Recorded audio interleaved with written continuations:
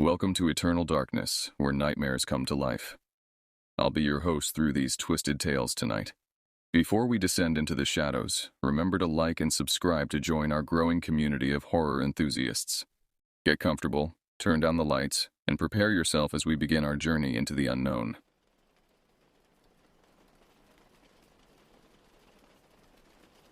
Growing up in the dusty outskirts of Farmington, New Mexico, I learned early that survival meant taking the jobs others wouldn't touch.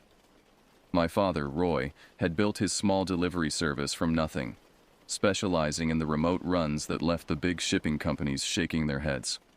Package deliveries to isolated ranch houses, medicine drops to elderly folks living 20 miles from the nearest neighbor, spare parts for broken-down equipment in the middle of nowhere. This was our bread and butter. The summer I turned 16, Dad started bringing me along on his longer hauls. I'd ride shotgun in his weathered Ford pickup, watching the endless stretches of high desert roll past our windows. The landscape out there could hypnotize you if you weren't careful. Mile after mile of sagebrush, scattered juniper trees, and red rock formations that looked like ancient monuments to forgotten gods. Sometimes we'd drive for an hour without seeing another human being, just ravens circling overhead and the occasional coyote slinking between the rocks. Dad's truck had seen better decades. The vinyl seats were cracked and patched with duct tape, and the air conditioning wheezed like an old man climbing stairs. But the engine was solid, and more importantly, it could handle the punishment of those backcountry roads that would shake a city vehicle apart. The CB radio mounted under the dash crackled with occasional trucker chatter, but mostly it broadcast static and the hollow emptiness of the desert. I remember thinking how peaceful it all seemed back then. The isolation felt like freedom rather than danger. Dad would tell stories about his own father, who'd worked as a ranch hand in these same remote areas, and how the desert taught you to be self-reliant, or it would swallow you whole. He spoke about respecting the land and the people who'd lived here for generations before us. Little did I understand how literally I'd come to interpret those warnings. The money wasn't great, but we managed.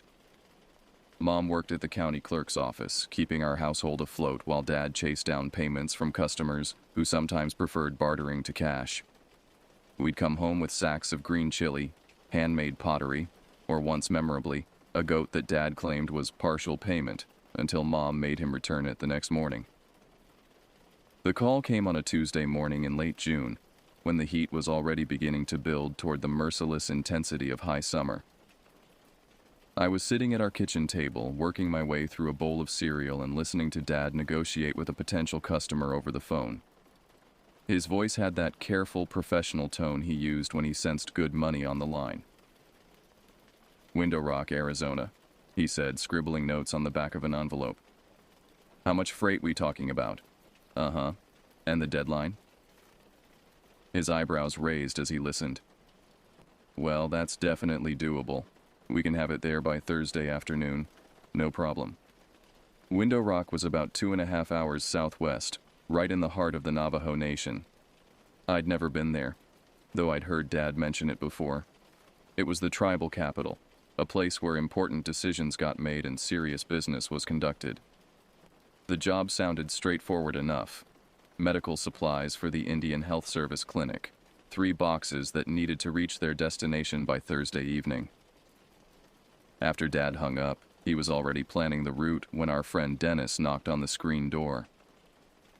Dennis was Navajo, about Dad's age, and had been working construction jobs around Farmington for as long as I could remember.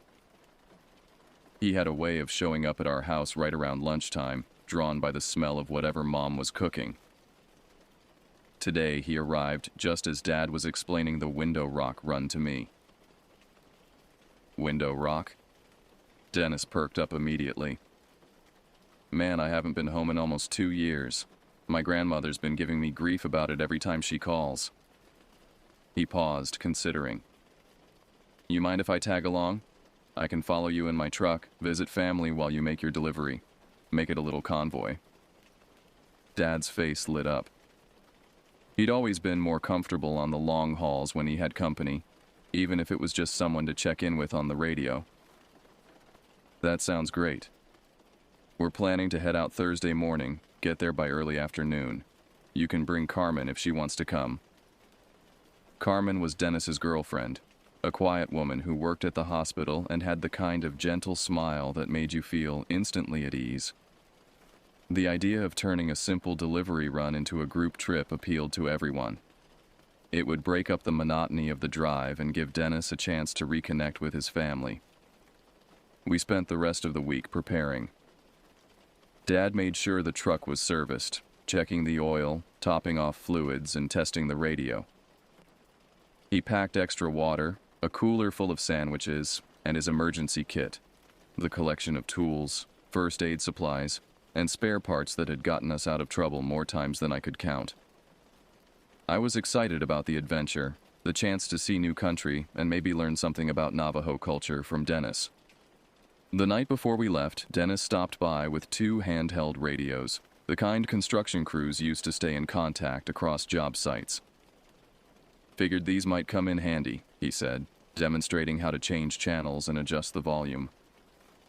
Cell service gets pretty spotty out there once you leave the main highway.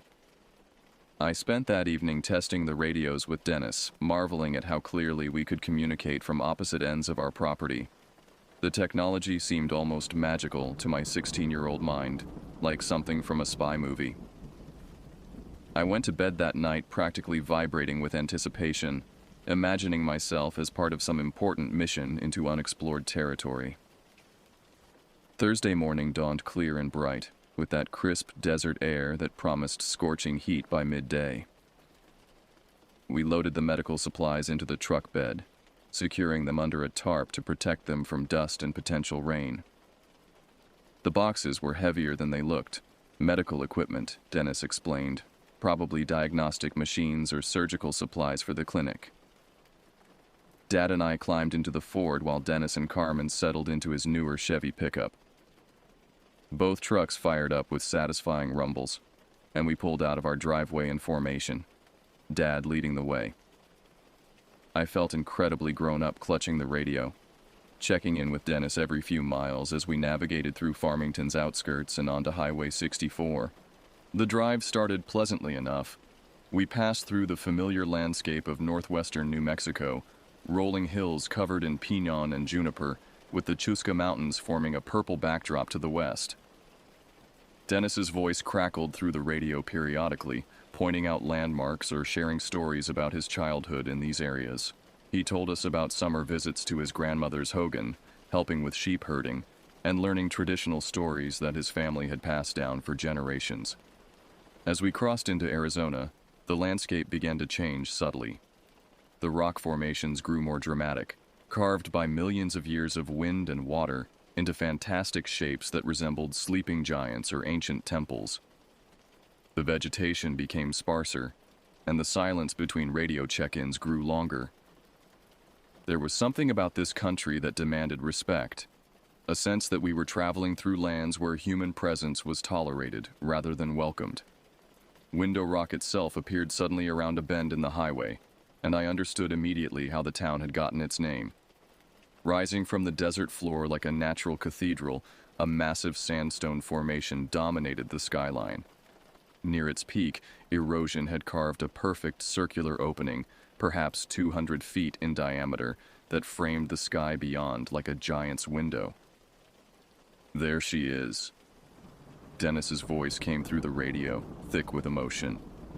Still gives me chills every time I see it. The wind was picking up as we entered town, and I could hear it moaning softly through that ancient opening in the rock. The sound was haunting, almost musical, like the desert itself was breathing.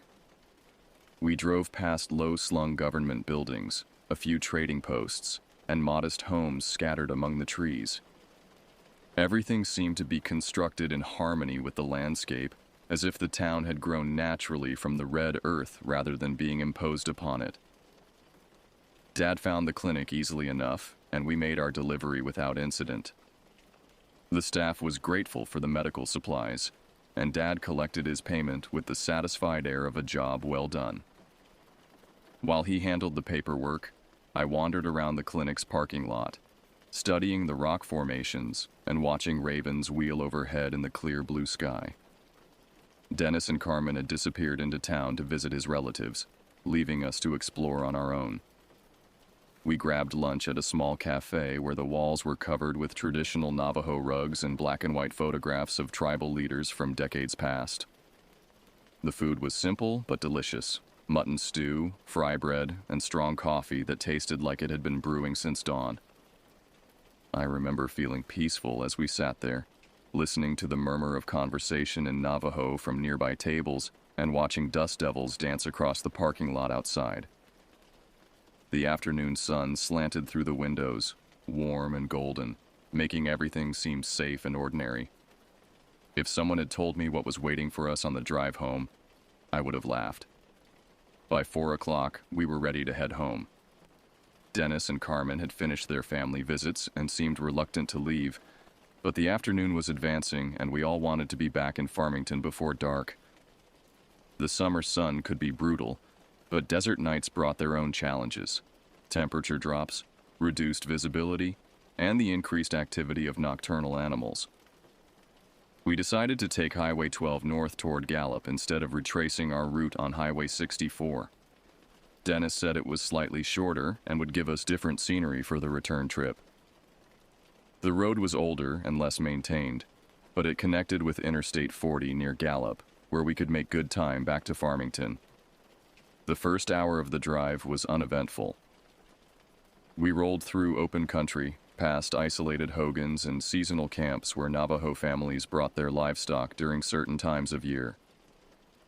The landscape was stark but beautiful: wide valleys between mesas, dotted with scrub oak and the occasional windmill pumping water for cattle.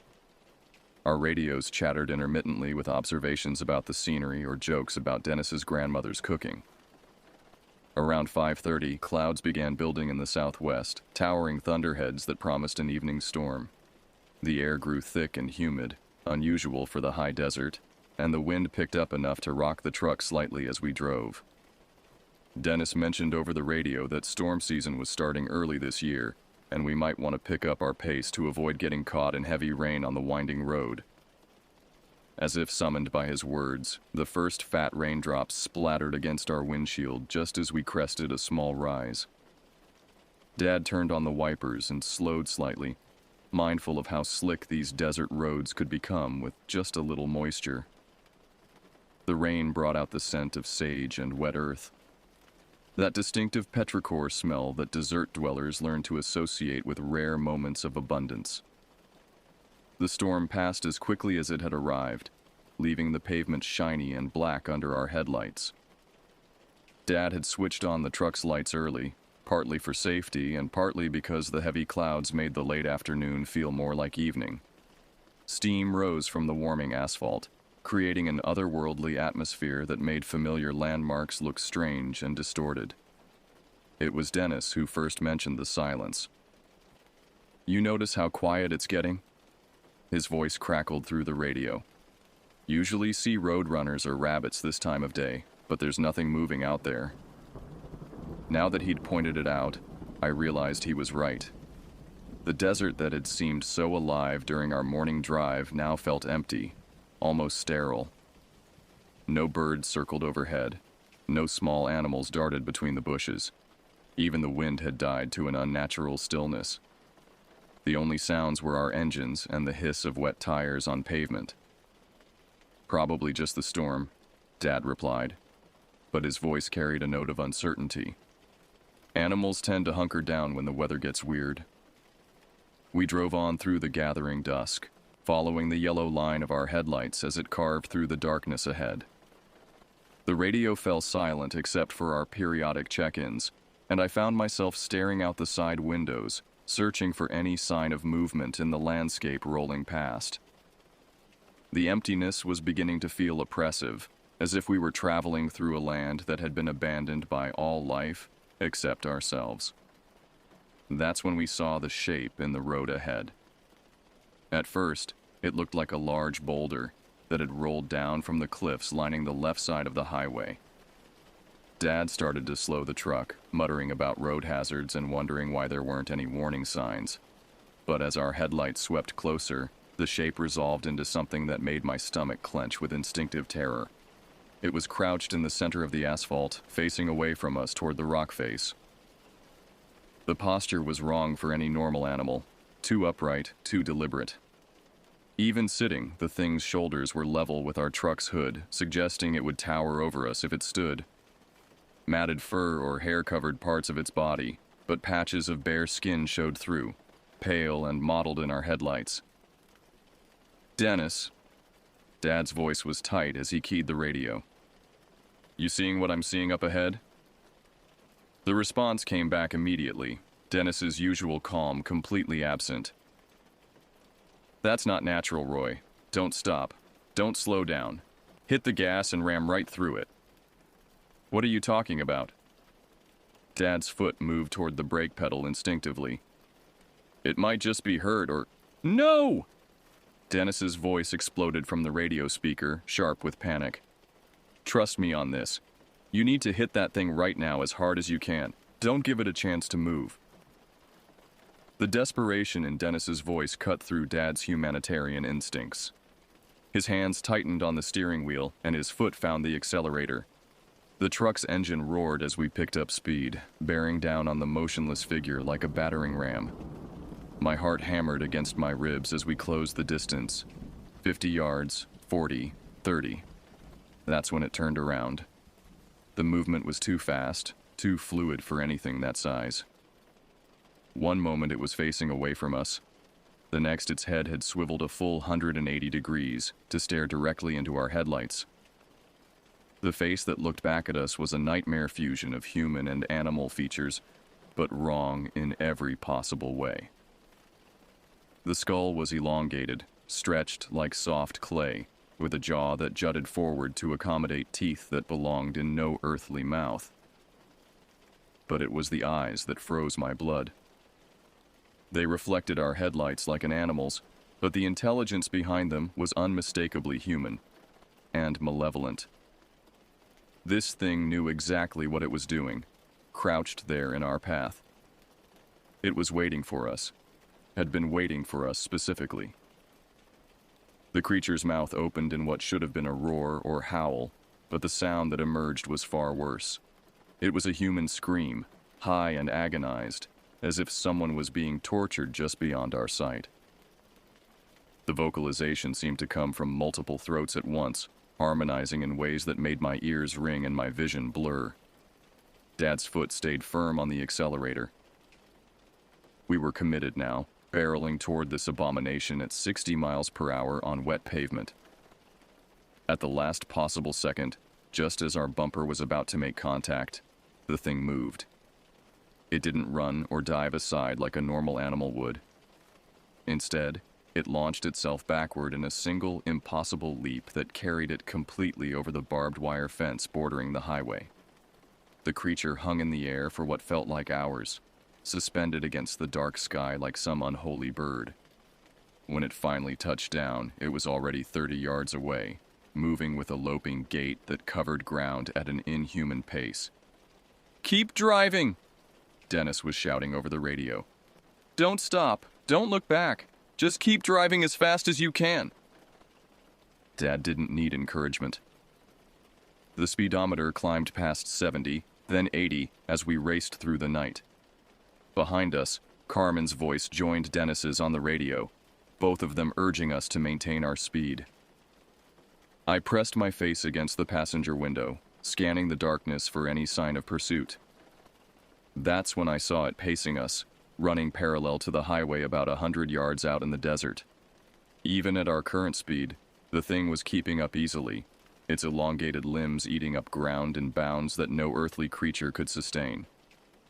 Worse, it seemed to be gaining, angling gradually toward the road as if planning to intercept us further ahead. "It's following us," I managed to croak into the radio. "I can see it out there, running alongside us." The radio exploded with voices. Dennis shouting instructions, Carmen praying in Spanish, Dad demanding to know what direction I was seeing it. but their words seemed to come from very far away, muffled by the sound of my own pulse thundering in my ears. The creature's gait was hypnotic, almost graceful despite its horrific appearance. Part of my mind wanted to keep watching, to study this impossible thing that shouldn't exist. Then it howled again, and the sound shattered whatever spell it had been weaving. This time the vocalization was definitely human. A woman's voice screaming for help, pleading for rescue with heartbreaking desperation. The words were in English, clear and distinct. "Please help me. Don't leave me out here. Please." Dad's face went white as paper.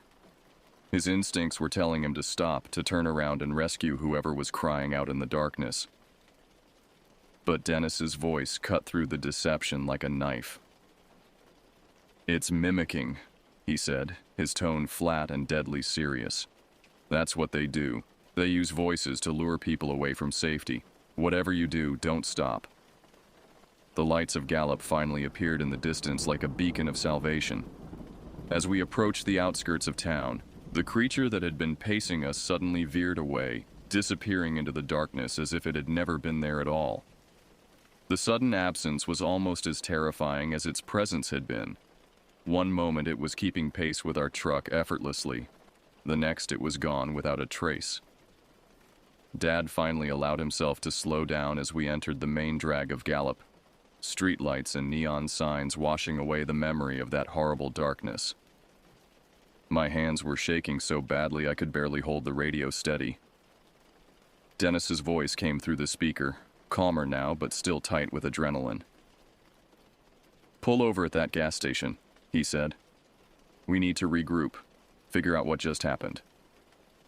Dad guided the truck into a well-lit Sinclair station, and Dennis pulled up beside us. For a long moment, none of us moved. We just sat there in our vehicles, engines running, staring at each other through the windows. The fluorescent lights overhead buzzed and flickered, casting harsh shadows that made everyone's face look gaunt and frightened. Finally, Dad shut off the engine and stepped out. His legs were unsteady, and he had to lean against the truck for support.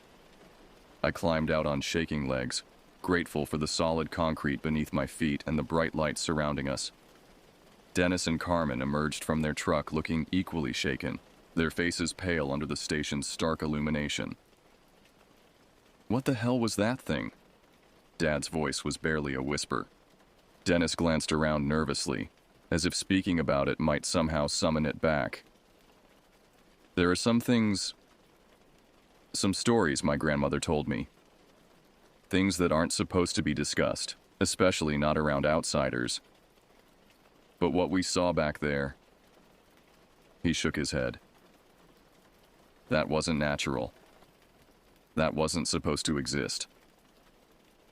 Before any of us could respond, red and blue lights began flashing behind us. A Gallup police cruiser had pulled into the station, and an officer was getting out to approach our group.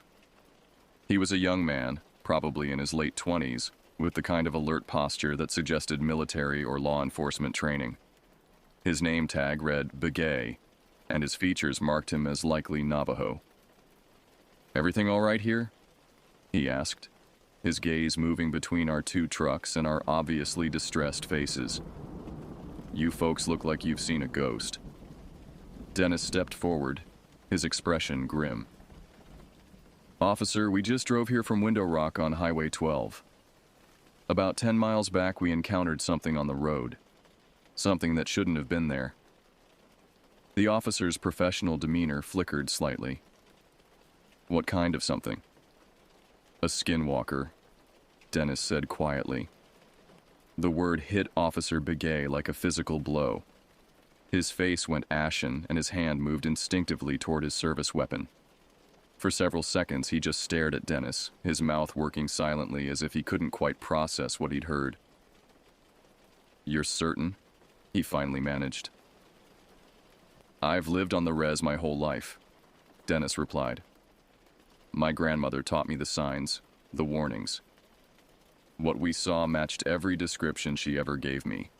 It was waiting for us in the road, and when we got close, it..." He paused, swallowing hard.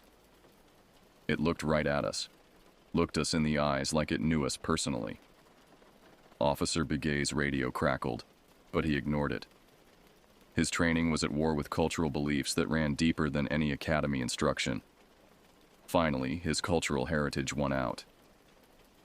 "I need you all to leave town," he said, his voice tight with controlled fear. "Right now. Take Interstate 40 back to Farmington. Stay on the main highway. Don't stop until you're home. And don't talk about this to anyone who wasn't there." "What about a report?" Dad asked. "Shouldn't we file some kind of incident report?" "No," the officer said sharply. "No reports, no paperwork, no documentation. This conversation never happened. You were speeding through town, I gave you a warning, you left. That's all anyone needs to know." He was already backing away from us, his eyes darting nervously toward the darkness beyond the station's lights. "Go home," he repeated. "Go home and don't come back to this area for a while." The officer climbed back into his cruiser and drove away quickly, leaving us standing under the harsh fluorescent lights with more questions than answers. But his fear had been genuine, and it reinforced everything Dennis had been trying to tell us. Whatever we had encountered on that lonely highway was real, dangerous, and best left unspoken. We made the drive back to Farmington in record time, sticking to the interstate and its reassuring flow of truck traffic. Neither Dad nor I spoke much during the hour-long journey, but I could see his hands gripping the steering wheel with white-knuckled intensity. Every few minutes, he would check the rearview mirror, searching for any sign that we were being followed. Dennis and Carmen stayed close behind us, their headlights a comforting presence in the darkness. Occasionally, Dennis would check in over the radio, asking if we were okay or commenting on some landmark. But mostly we drove in silence. The normalcy of the interstate, other vehicles, well-lit truck stops, highway patrol officers conducting routine traffic stops, helped ease the nightmare quality of what we'd experienced. When we finally pulled into our driveway in Farmington, Mom was waiting on the front porch. She took one look at our faces in the glow of the porch light and knew something terrible had happened. Dad tried to downplay it, muttering about bad weather and difficult roads, but she wasn't buying any of it. Dennis parked behind us and approached the house with a small leather pouch in his hands.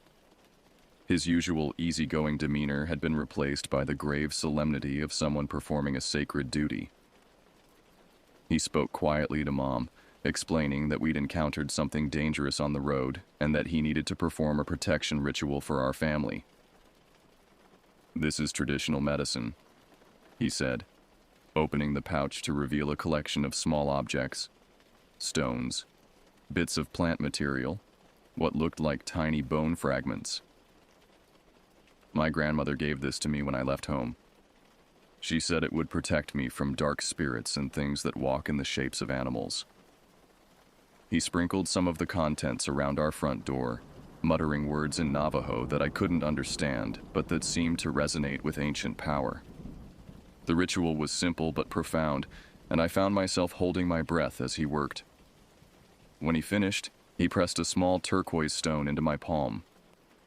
"Keep this with you," he said seriously. "Don't lose it, don't give it away. If you ever encounter something like that again, hold this tight and pray to whatever God you believe in. Sometimes that's enough to make them leave you alone." Dad tried to protest that it wasn't necessary, that we probably wouldn't be driving those remote roads again anyway. But Dennis cut him off. "You don't understand," he said. "These things, they remember faces. They remember scents. Once you've seen one, there's always a chance it might come looking for you. This isn't superstition. This is survival." The weight of his words settled over our family like a heavy blanket. Mom made coffee, and we sat around the kitchen table while Dennis explained what he knew about the creatures his grandmother had warned him about. Most of it was too disturbing to repeat.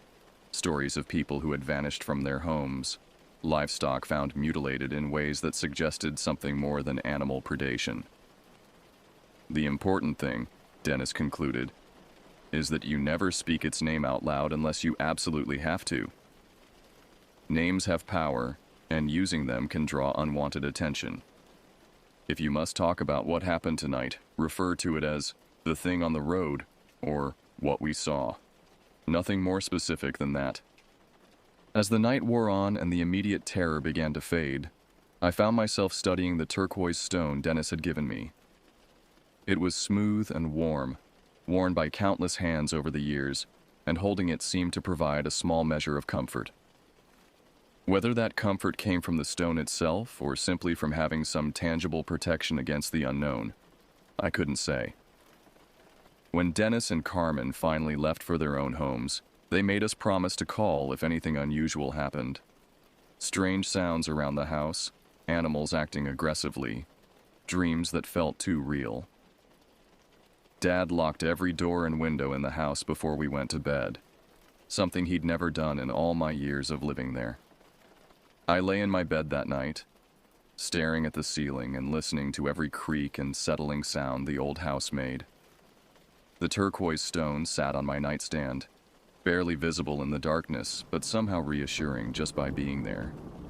Outside, coyotes howled in the distance, but their wild songs sounded different now, less like natural animal behavior and more like communication between things that might not be coyotes at all.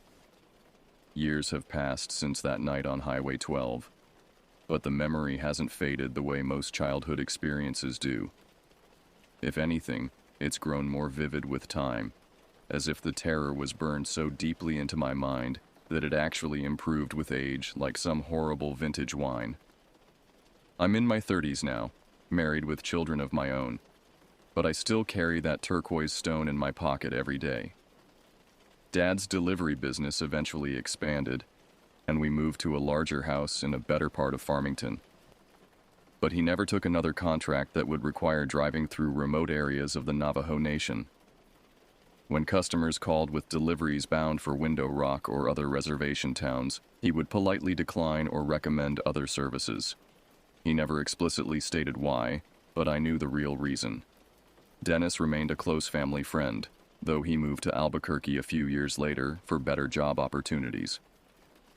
Before he left, he spent an evening teaching me more about the traditional protections his grandmother had passed down to him. He gave me additional items for a protection bundle: sage for cleansing, cornmeal for offerings, a small piece of obsidian that he claimed could cut through spiritual deceptions. The thing about encountering something like that, he told me during one of our last conversations before his move, is that it changes how you see the world. You realize there are layers of reality that most people never glimpse, and once you've seen through the veil, you can never quite forget what's lurking on the other side. I understood what he meant. Even now, decades later, I find myself scanning the landscape whenever I drive through isolated areas. Not just looking for animals or road hazards, but searching for anything that doesn't belong, anything that sits too still or moves too purposefully. My wife jokes that I'm the most paranoid driver she's ever known, but she doesn't understand that paranoia and awareness can sometimes mean the difference between getting home safely and disappearing into the desert without a trace. The nightmares came and went for several years after the encounter. They were always variations on the same theme, being pursued through endless darkness by something that wore familiar faces but moved within human grace. Sometimes it was the creature from the road. Other times it took the forms of friends or family members, beckoning me to follow them into places where the shadows moved independently of their sources. I've never told my own children about what happened that night, though they're now approaching the age when such knowledge might be useful. Part of me wants to protect them from the burden of knowing that such things exist, while another part recognizes that ignorance can be its own form of danger. Perhaps when they're older, when they start dating and driving on their own, I'll pass along the warnings that Dennis shared with our family. The scientific part of my mind has occasionally tried to rationalize the experience. Maybe it was just a large bear, disoriented by the storm and the strange weather patterns. Maybe our fear amplified normal animal behavior into something supernatural. Maybe the wet roads and strange lighting conditions created an optical illusion that transformed an ordinary creature into a nightmare. But then I remember the intelligence in those reflected eyes, The deliberate way it positioned itself in our path. The impossible leap that carried it over the fence. No bear moves like that. No natural animal mimics human voices with such chilling accuracy. And no ordinary encounter would have left such a lasting mark on everyone who witnessed it. Dad passed away 3 years ago from a heart attack, but even near the end, when his memory was failing in other areas, he could still describe that night in perfect detail. He'd grown more religious in his later years, attending church regularly and keeping a Bible on his nightstand. When I cleaned out his belongings after the funeral, I found that turquoise stone Dennis had given him tucked between the pages of Psalms, worn smooth from decades of worried handling. I drive past the turnoff for Highway 12 occasionally when business takes me toward Gallup, but I've never taken that route again. Sometimes I wonder if the thing we encountered is still out there, waiting for unwary travelers on that lonely stretch of road. Other times I imagine it has moved on to new hunting grounds, drawn by the scent of fear to terrorize other families making their way home through the desert darkness. The rational part of my mind insists that dwelling on such thoughts is unhealthy, that I should move on and forget about one frightening night from my youth. But the deeper, older part of my consciousness, the part that still wakes me from dreams of reflected eyes and impossible movements, knows better. Some experiences mark you permanently, changing the fundamental way you perceive reality. I still make deliveries occasionally, though mostly to help out other local businesses rather than running my own service. But I stick to main highways, travel only during daylight hours, and always carry that worn turquoise stone in my pocket. It's probably just a psychological comfort, a placebo that helps me feel safer in a world where I now know monsters are real. But sometimes, when I'm driving through empty country and the silence grows too deep, I'll wrap my fingers around that smooth stone and whisper a quiet prayer to God for protection. And whether it's the power of ancient traditions, divine intervention, or simply the human need to feel safe in an uncertain world, somehow it always helps me make it home.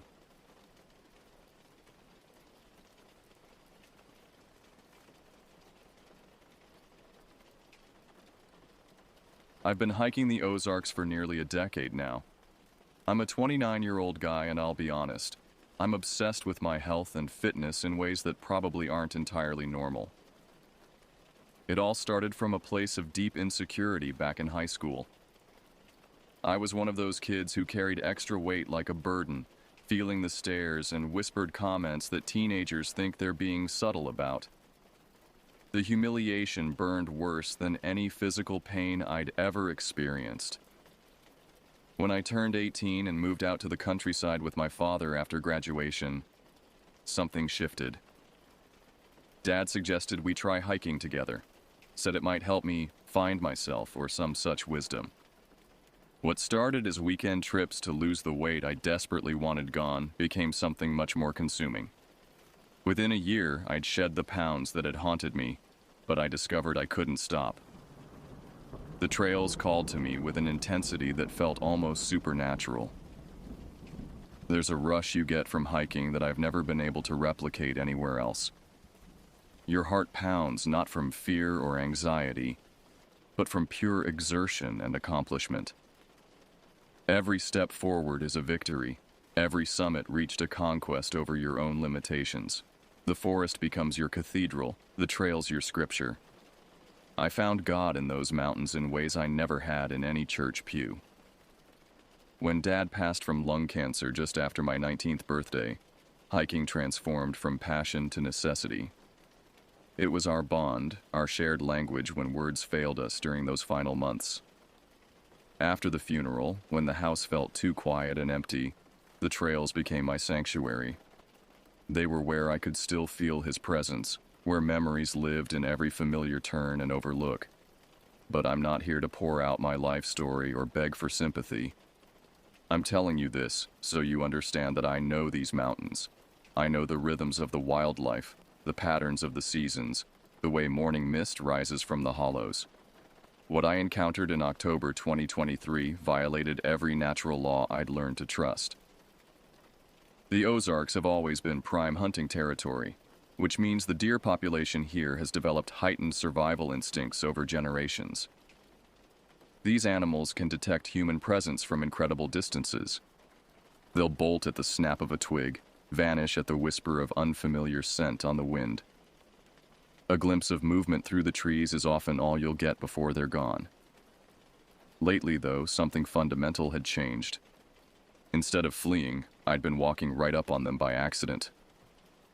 At first, I thought I'd just gotten better at moving quietly through the forest, that my years of experience had finally paid off in some meaningful way. But then the incidents became impossible to explain away with simple woodcraft. October 7th, 2023, started like any other solo camping trip. I'd broken down my campsite as the first pale light crept through the canopy, eager to get back on the trail before the day grew too warm. The morning air carried that crisp bite of autumn, and the leaves crunched satisfyingly under my boots as I made my way along the familiar path. I'd been walking for maybe 30 minutes when I rounded a bend and nearly collided with something that shouldn't have been there. Where the trail had been cleared just moments before, a massive buck now stood directly in my path. This wasn't just any deer. This was a trophy animal, the kind hunters dream about their entire lives.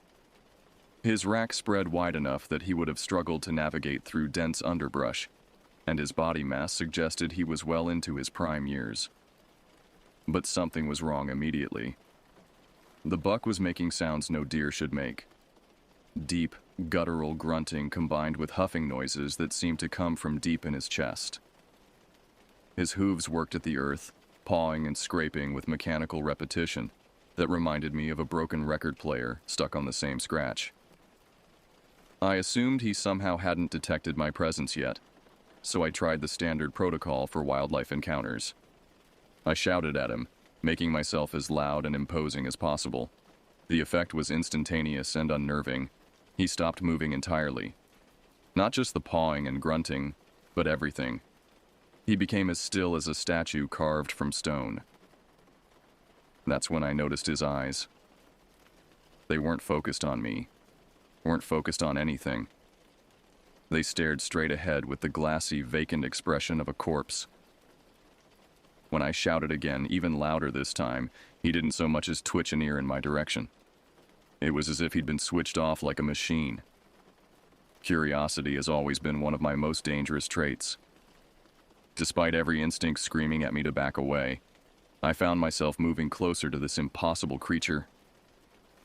The rational part of my mind insisted there had to be an explanation. Maybe he was sick.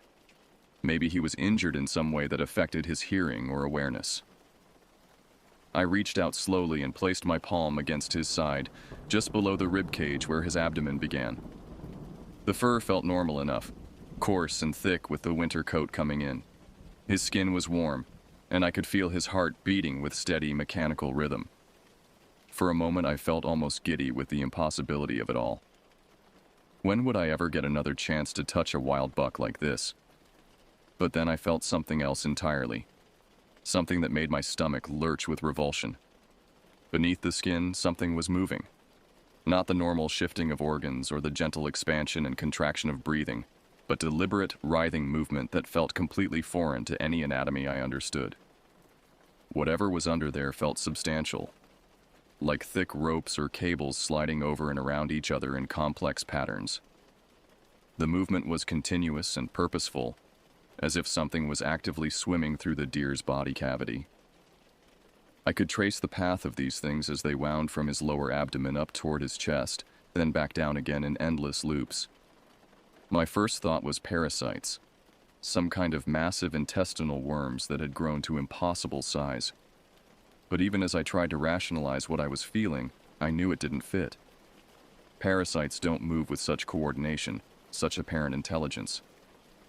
These things felt like they were exploring, mapping the interior of their host with systematic thoroughness. The reality of what I was touching hit me like a physical blow. This deer was infected with something I had no framework for understanding, and I was standing here with my bare hand pressed against it like an idiot. I jerked my hand back so violently I nearly lost my balance. immediately digging through my pack for hand sanitizer. As I poured the clear liquid over my palm and scrubbed frantically, trying to remove any trace of contact with whatever horror was living inside that deer, I looked up to find the buck's face inches from my own. His neck had twisted at an angle that should have been anatomically impossible, bending nearly 90 degrees to bring his head down to my level. His mouth hung open, revealing the source of those guttural sounds I'd been hearing. Deep in his throat, something dark and wet pulsed with its own rhythm, separate from his breathing or heartbeat. The smell that hit me was beyond description. It wasn't just death. It was corruption, decay that had been fermenting inside a living body for an unknowable amount of time.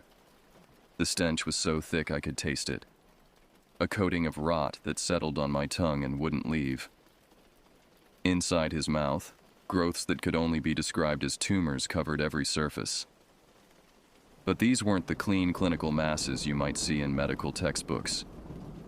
These were organic nightmares, glistening with moisture and shot through with dark veins that pulsed visibly. The largest ones had split open at their tips, revealing cavities that seemed to go deeper than the deer's head should have allowed.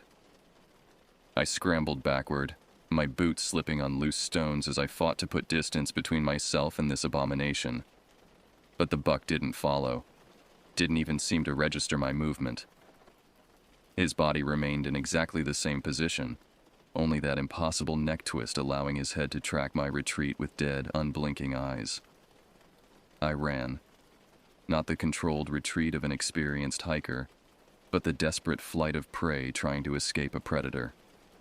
My pack bounced against my back with every step, and branches caught at my clothes as I crashed through the underbrush. Behind me, I could still hear those wet, grinding sounds echoing through the trees, as if the forest itself had become infected with whatever lived inside that deer. When I finally stopped, my lungs burned and my legs shook with exhaustion. I'd covered maybe a mile, though it felt like 10. I turned back toward where I'd come from, half expecting to see the buck pursuing me with that same mechanical gait. But the trail behind me was empty, filled only with the normal sounds of a healthy forest going about its business. For several minutes, I stood there trying to process what had just happened. Every logical part of my mind insisted I'd imagined the worst of it, that stress and isolation had played tricks on my perception. But my hand still tingled where I'd touched the deer's side, and I could still taste that horrible stench on the back of my tongue. I pulled out my phone, thinking I might call someone, though I had no idea who or what I would say. The screen showed no signal, which wasn't unusual in this part of the mountains. Even if I'd had reception, what would I have reported? That I'd encountered a sick deer? That I'd seen something I couldn't explain? The smart thing would have been to turn around, hike back to my truck and report the incident to park rangers or wildlife officials. Let someone with training and equipment handle whatever disease was affecting the local deer population. But the thought of retracing my steps, of potentially encountering that buck again, filled me with a dread I couldn't shake. Instead, I decided to continue forward, to put as much distance as possible between myself and that abomination. I had been planning to spend another night on the trail anyway, and my second planned campsite was only a few miles ahead. I could reach it well before dark, set up camp, and deal with everything else in the morning when my head was clearer. The afternoon passed uneventfully, but I found myself jumping at every sound, every movement in my peripheral vision.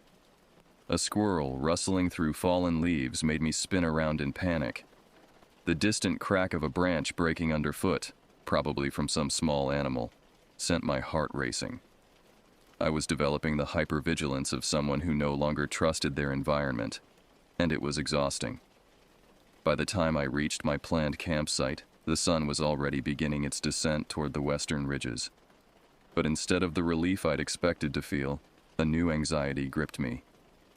The site felt too exposed, too vulnerable. It was a standard backcountry spot with a fire ring and a relatively flat area for a tent, but now it seemed like a trap. I stood at the edge of the clearing for several minutes, scanning the tree line for any sign of movement. Everything looked normal. Too normal, perhaps. The forest felt like it was holding secrets, watching me with invisible eyes. Every shadow could hide another infected deer. Every rustling leaf could herald the approach of something worse. After much internal debate, I decided to push on to the third and final campsite of my planned route. It would mean several more hours of hiking, and I'd be setting up camp in near darkness. But it would also put maximum distance between myself and whatever I'd encountered that morning. The hike to the final campsite tested every ounce of endurance I'd built up over years of trail experience. My legs felt like lead weights by the time I reached the familiar marker that indicated I was close to my destination. The sun had disappeared behind the western mountains, leaving only the fading purple light of dusk to guide my steps. When I finally stumbled into the clearing that would serve as my home for the night, exhaustion hit me like a physical blow. I dropped my pack without ceremony and simply stood there for several minutes, trying to summon the energy to set up camp. My calves cramped from the extended exertion, and my shoulders ached from the weight of my gear. But fatigue couldn't overcome the lingering unease that had followed me all afternoon. As I went through the familiar routine of setting up my tent and gathering firewood, I found myself constantly looking over my shoulder. The darkness seemed deeper here, more oppressive than it should have been. Even the normal sounds of the forest, the hooting of owls, the distant bark of a fox, the rustle of nocturnal creatures beginning their nightly hunt, felt somehow wrong. I built my fire larger than usual, feeding it more wood than necessary for cooking or warmth. The flames threw dancing shadows that played tricks on my eyes, making every tree trunk look like a figure lurking just beyond the circle of light. But the fire also felt like protection, a barrier between myself and whatever might be watching from the darkness. Dinner was a mechanical affair of energy bars and trail mix, washed down with lukewarm water from my canteen. I couldn't taste any of it. My mouth still carried traces of that horrible stench from the buck's breath. No amount of water or food seemed able to wash it away completely. As full darkness settled over the forest, I found myself feeding the fire obsessively, keeping the flames high and bright. The logical part of my mind knew I was wasting fuel, that I might need the wood to last through the night. But logic had taken a back seat to the primitive fear that had been growing in my chest since that morning's encounter. I tried to distract myself by checking gear, organizing my pack for the morning hike out, anything to keep my mind occupied.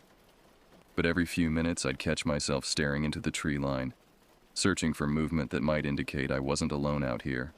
The temperature dropped as the night wore on, and I eventually retreated to my tent, though I left the rainfly partially open so I could keep an eye on the fire.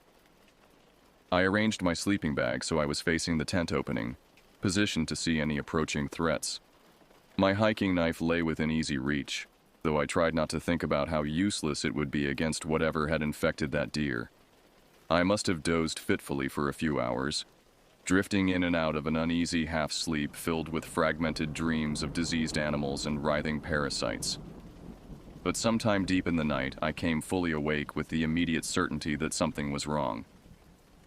The sound that woke me was footsteps, slow, deliberate, and far too heavy to belong to any small woodland creature.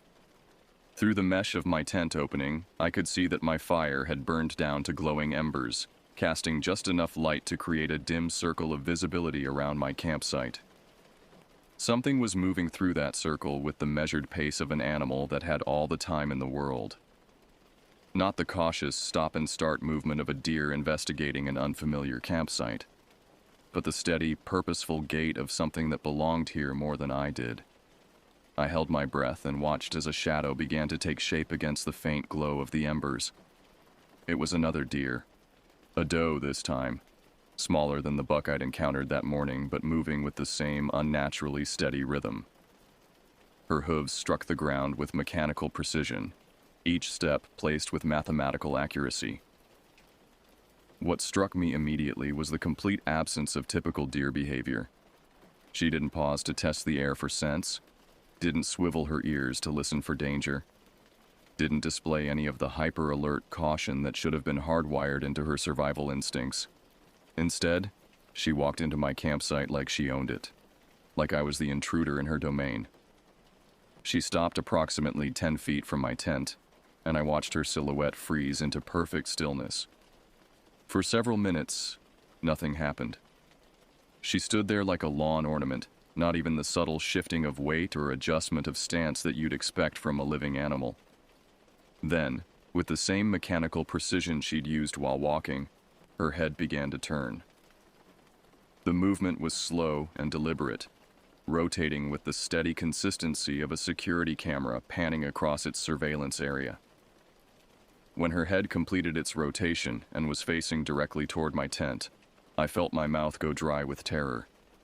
That same deep rumbling sound I'd heard from the buck began to emanate from her throat, but this time it was louder, more resonant, as if whatever was producing the noise had grown stronger or more numerous. The sound seemed to vibrate through the ground, up through my sleeping bag and into my bones. What happened next will haunt me for the rest of my life. The doe opened her mouth and something dark and wet began to emerge. Not vomit or saliva, but something with substance and apparent intelligence. It poured out of her in a thick, continuous stream that hit the ground with a wet, meaty sound. In the dim light, I could make out the general shape of what she was expelling. Long, segmented things that moved with their own volition once they hit the earth. They weren't just falling from her mouth. They were being deliberately expelled, pushed out with muscular contractions that I could see rippling along her throat and neck. The smell reached me even through the fabric of my tent, that same overwhelming stench of internal decay I'd encountered that morning, but concentrated and amplified. It was the smell of something that had been rotting from the inside for a very long time, something that should have been dead, but was somehow still functioning. As more of these things poured from the doe's mouth, I could see them beginning to move across the campsite with apparent purpose. They didn't writhe randomly like earthworms or slugs might. Instead, they moved with the directed intent of predators following a scent trail, and that trail was leading them directly toward my tent. The first of the parasites, for lack of a better word, reached the edge of my tent within minutes of being expelled from the doe's mouth. I felt rather than saw it sliding along the bottom edge of the fabric, a pressure that moved from left to right as it explored the perimeter of my shelter. My entire body was rigid with terror, every muscle locked in place by the primitive understanding that movement would only attract more attention. I watched through the mesh opening as more of these things spread out across the campsite, their movements coordinated in a way that suggested a shared intelligence. They varied in size, from what looked like thick earthworms to massive, snake-like creatures that must have been several feet in length. All of them shared the same glistening organic appearance, their surfaces reflecting the dim firelight with an oily sheen. As they moved, they left behind trails of moisture that caught the light like slug slime.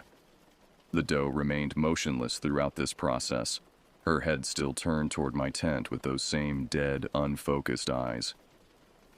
But her mouth continued to work, disgorging more parasites in steady waves.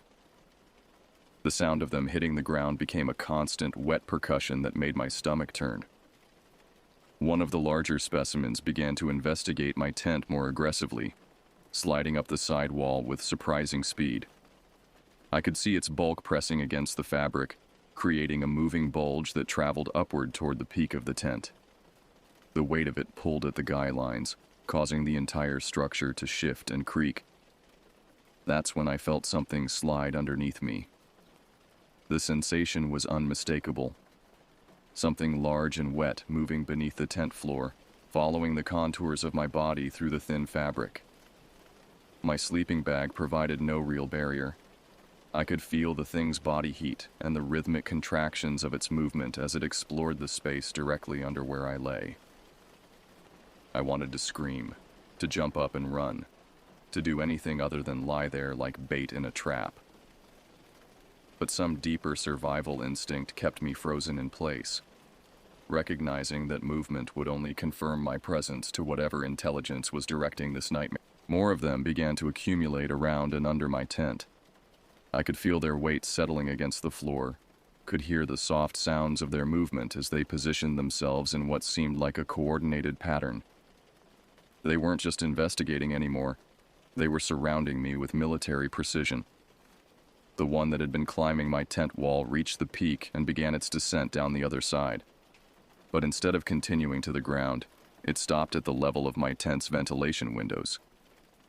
Through the mesh, I could see it positioning itself directly outside one of the openings, its front end weaving back and forth like a snake preparing to strike.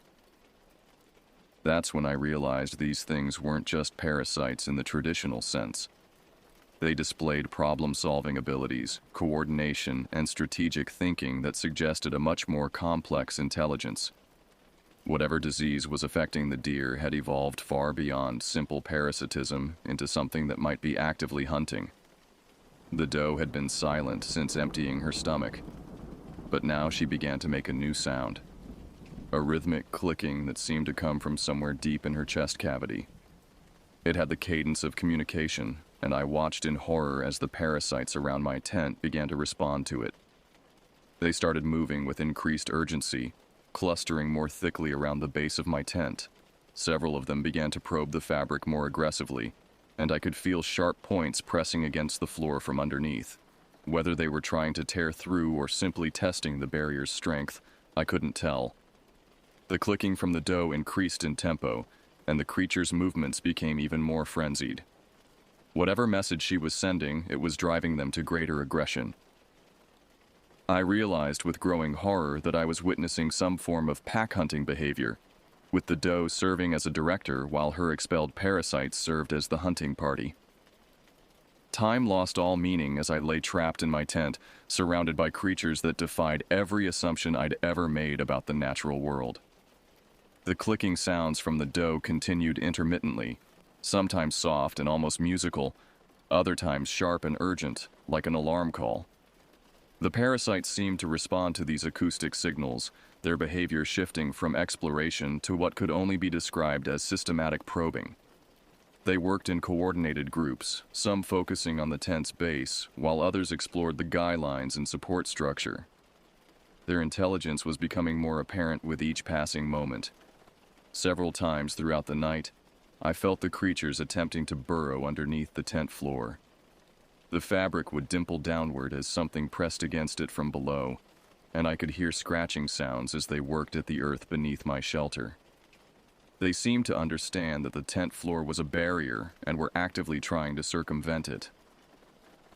The largest of the creatures, something that felt like it must have been 6 or 7 feet long based on the area it covered, had taken up residence directly beneath my torso.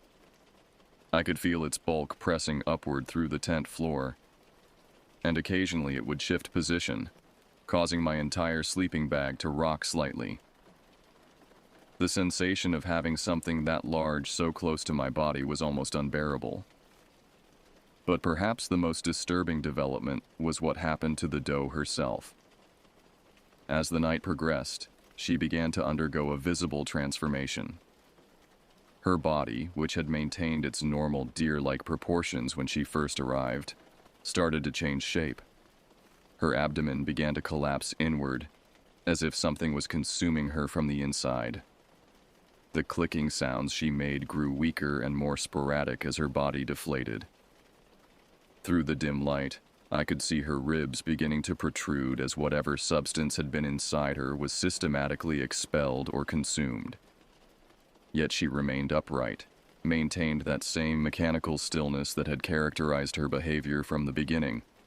By what I estimated to be the deepest part of the night, the doe had become little more than a framework covered in hide.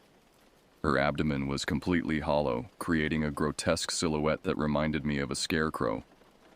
But her eyes remained fixed on my tent, and occasionally she would still produce those clicking sounds, though they were now much quieter and seemed to require great effort. The parasites, meanwhile, had grown more active as their host grew weaker. They moved with increased urgency around my campsite, their explorations becoming more aggressive and focused. Several times I felt them testing the same spots on the tent repeatedly, as if they were learning from their failures and adapting their approach. One particularly persistent creature spent what felt like hours working at the corner of my tent, where the floor met the wall. I could hear it scraping and pressing against the fabric, and gradually, I began to feel cool air seeping through as it managed to create a small opening. The realization that they were capable of actually breaching my shelter filled me with a despair I'd never experienced. But just as I was beginning to accept that my flimsy tent offered no real protection, something changed. The clicking from the dough ceased entirely, and the frenzied activity of the parasites began to slow.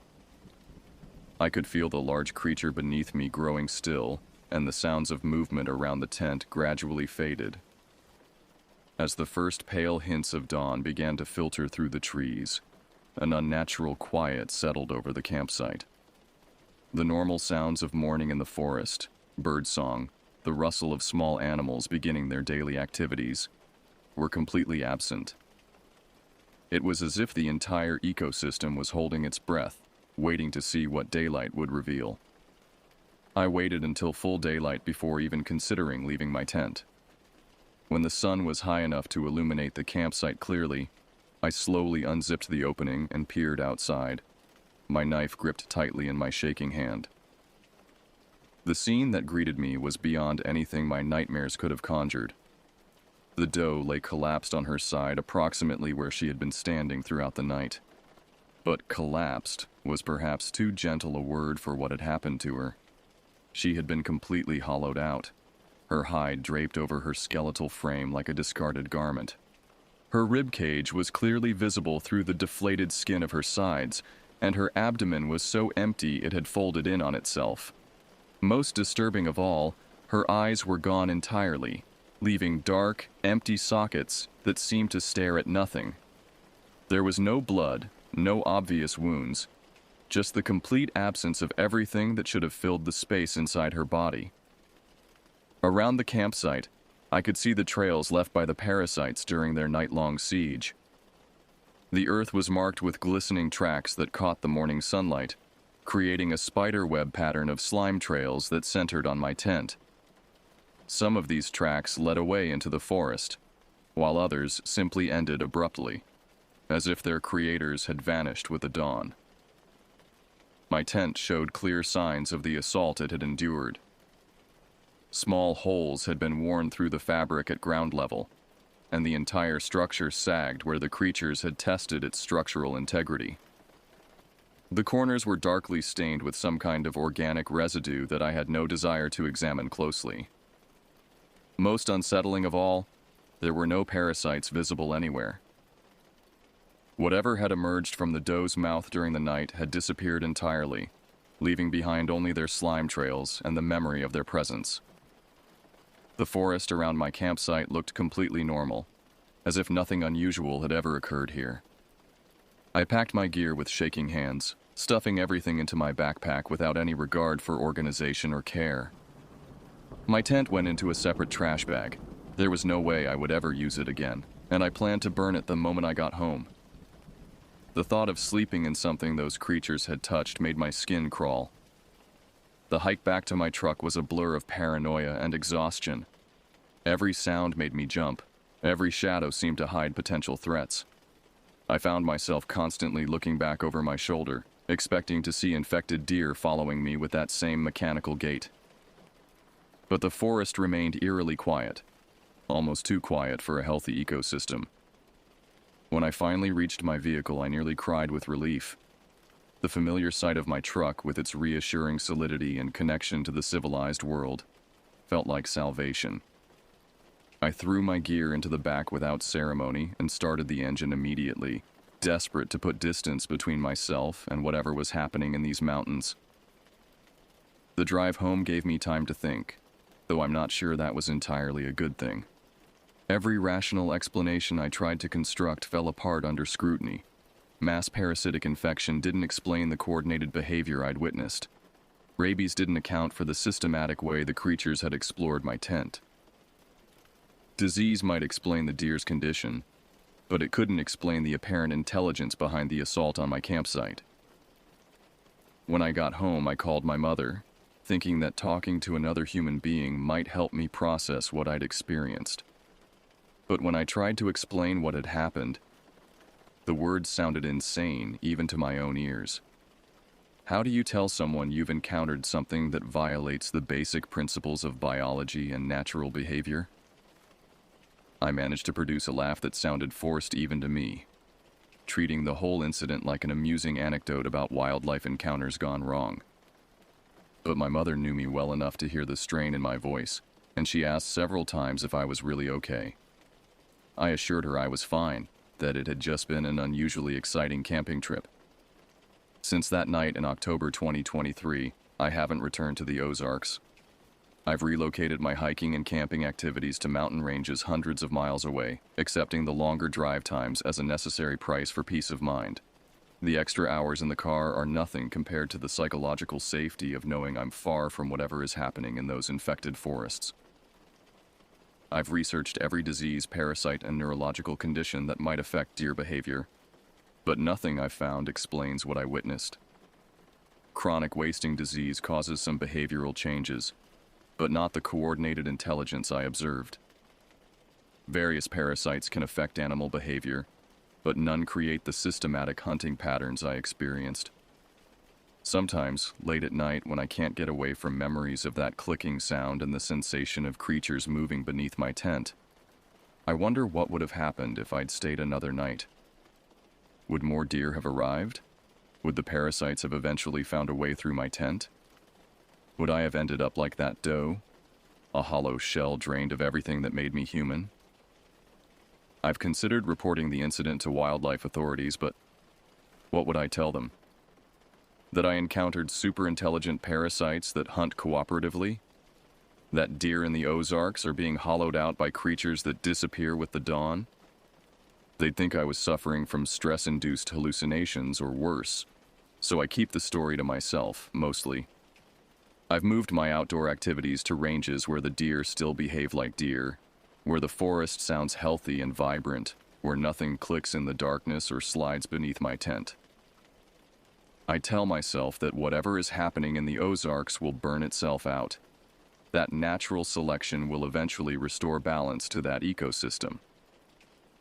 But deep down, I fear that what I encountered wasn't an anomaly, but an evolution. Something new has taken root in those mountains, something that represents a fundamental shift in the relationship between parasite and host, predator and prey.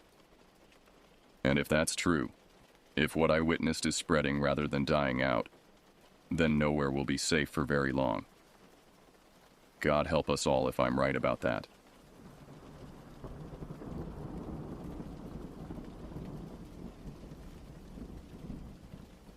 The old military jeep bounced and rattled along the overgrown logging road, jostling me in my seat. Tall pines towered on either side, their branches seeming to reach out like grasping fingers in the fading evening light. I glanced over at my partner Jake in the driver's seat, his eyes fixed on the path ahead illuminated by the headlights. We were heading deep into the remote forests of Oregon's Cascade Mountains on assignment for the agency, an off-books government group tasked with investigating the strange and unexplained. I had taken this dangerous job out of desperation more than anything else. Growing up in the small town of Escanaba in Michigan's Upper Peninsula, decent paying work was hard to come by. The paper mill that used to employ half the town had shut down years ago. With mounting bills and a daughter to support on my own, I didn't have many options. The mysterious posting for field investigators promised good pay for those willing to travel to remote locations. I had no idea what I was signing up for at the time. The Jeep hit a big pothole, nearly bouncing me out of my seat. I grabbed the handle and held on. "Careful!" I yelled at Jake over the engine noise. He just smirked and kept driving. After another teeth-rattling mile, Jake pulled the Jeep over and cut the engine. "We walk from here," he said, grabbing his gear from the back. I shouldered my own pack, checked my sidearm, and followed Jake into the dense forest. We hiked in silence for a while, picking our way between the towering trees and over fallen logs by the beams of our flashlights. The temperature dropped as full darkness fell. An owl hooted somewhere in the distance, making me jump. I forced myself to breathe and keep moving. Our mission was to locate a group of campers who had gone missing in this area a week ago. The local authorities had searched but found no sign of them. Normally, a few lost hikers wouldn't get the attention of an agency like ours, but this was the fifth party to vanish in these mountains over the past year. The disappearances had all taken place in the same 30-square-mile radius. The higher-ups suspected there was more going on than just inexperienced outdoorsmen getting turned around. Our job was to find out what that was. As we trudged on into the night, I couldn't shake the feeling that something was watching us from the impenetrable wall of trees, something old and not entirely natural. An icy tingle crept up my spine. I shook it off and quickened my pace to keep up with Jake.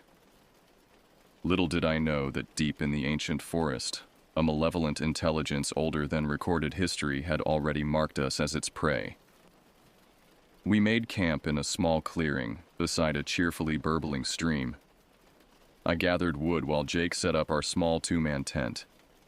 Even with a fire going, the chill of the night seeped into my bones. Strange night noises echoed from the woods all around us. Scuttling, snapping twigs, distant cries that could have been animal or human. Jake pulled out the dossier on the missing campers, and we huddled over it by the firelight.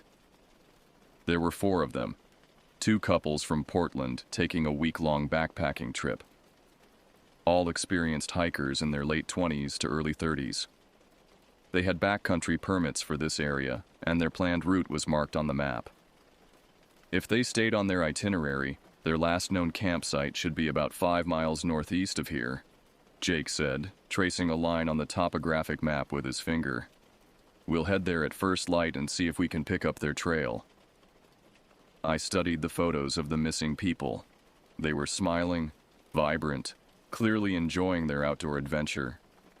The thought of them alone and afraid in the vast forest, or worse, made my stomach clench. I knew all too well the feeling of desperation and despair.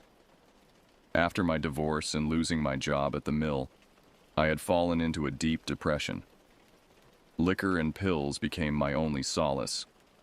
I nearly lost everything, including custody of my little girl. It was only the shock of that near miss that made me clean up and start trying to put my life back together. This job was my final hope of catching up on child support and being a real father again. I had to see it through, even if it filled me with dread. After a meager dinner of trail mix and jerky, we turned in for the night. I lay in my sleeping bag staring at the tent ceiling, jumping at every night sound, my mind conjuring shadowy horrors in the darkness outside. I must have drifted off at some point, because the next thing I knew, Jake was shaking me awake. "Rise and shine. We've got a long day ahead," he said way too cheerfully for the hour. I groaned and reluctantly crawled out into the damp chill of morning. As I sipped a tin cup of instant coffee and watched the sun rise through the trees, I told myself this would all be over soon. We would find some trace of the lost hikers, call in search and rescue to bring them home, and be back in civilization in a day or 2. But then Jake called me over, his voice tight. He was crouched at the edge of the clearing, looking at something on the ground. My heart started to pound as I walked to his side. There, clearly imprinted in a patch of mud, was a huge footprint. It looked human, but was at least 18 inches long, and it seemed to have too many toes. Jake met my eyes, his face grave. "We're not alone out here." We followed the oversized tracks through the woods, on high alert for any sign of the creature that made them. The footprints led northeast, in the same direction as the missing hiker's campsite. An uneasy feeling settled in my gut. As the sun climbed toward noon, we came to a steep embankment. Jake motioned for me to stay back while he crept up to the edge and peered over. He immediately stiffened. "You need to see this," he called, waving me forward. I joined him and looked down. My breath caught in my throat. At the bottom of the ravine was a small tent, collapsed and shredded as if it had been ripped apart by enormous claws. Scattered around it were several backpacks, their contents strewn across the forest floor.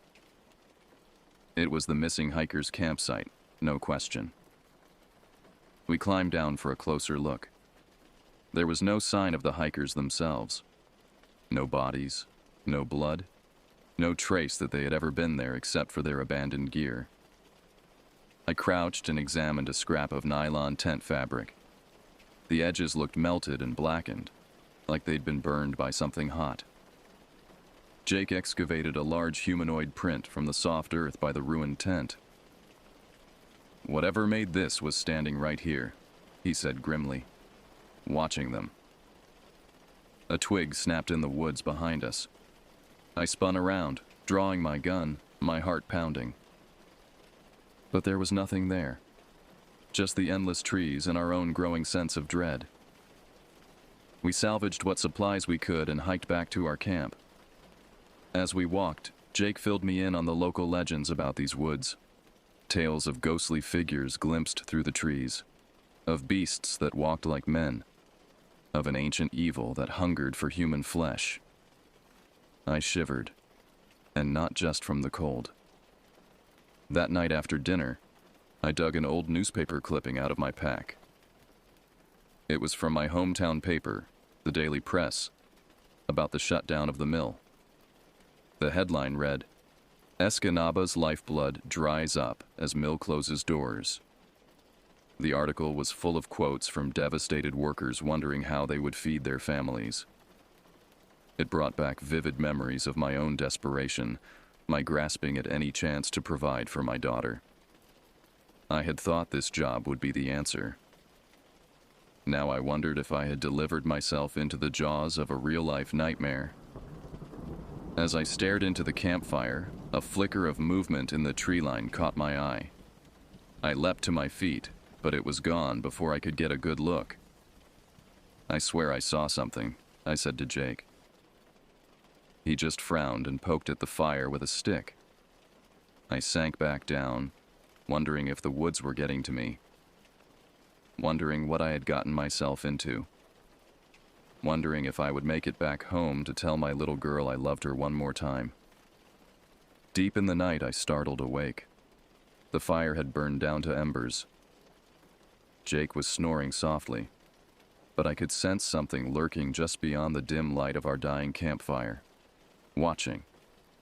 Waiting. I clutched my gun and stared into the darkness, afraid to close my eyes again. The longest night of my life had only just begun. Dawn finally broke, casting weak light through the trees. I had managed a few fitful bursts of sleep, but felt drained and on edge. Jake and I forced down some caffeine and protein bars, not talking much.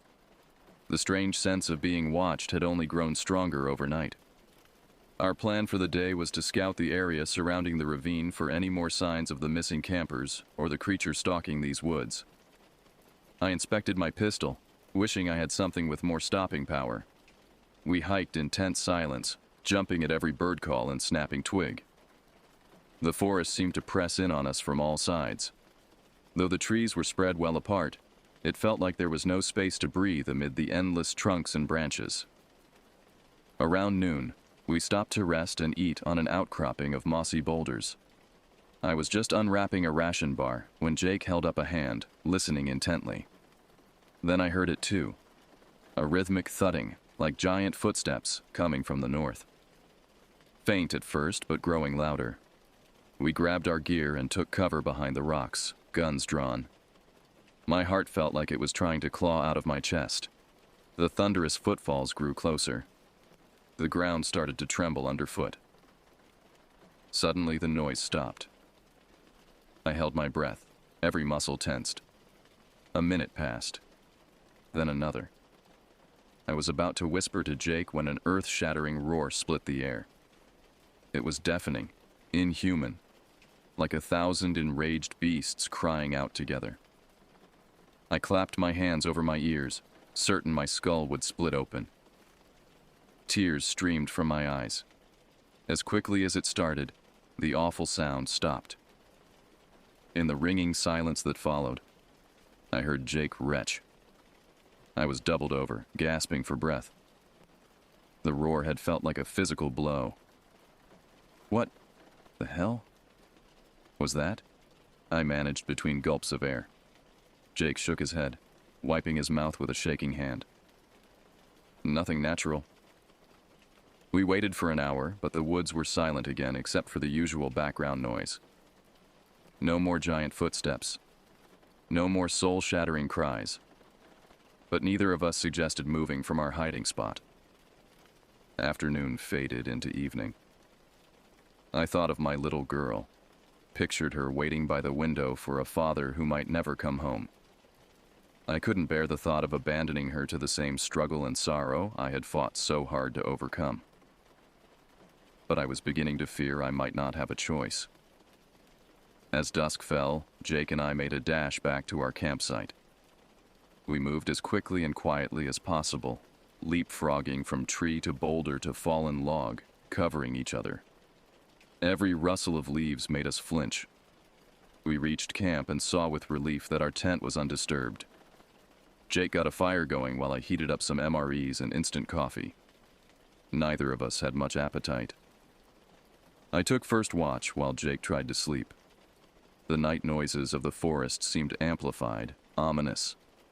I gripped my gun and stared out into the void between the trees, imagining gleaming eyes and glistening fangs in every patch of darkness. What had we stumbled into? What nightmare haunted this forest? I was terrified that we would find out soon, whether we wanted to or not. The next morning dawned cold and misty. Tendrils of fog curled between the pines, obscuring our surroundings. It was like being trapped in a dream where the edges of reality blurred and shifted. I felt a gnawing pit of dread in my stomach as I sipped bitter instant coffee and watched the trees fade in and out of the swirling mist.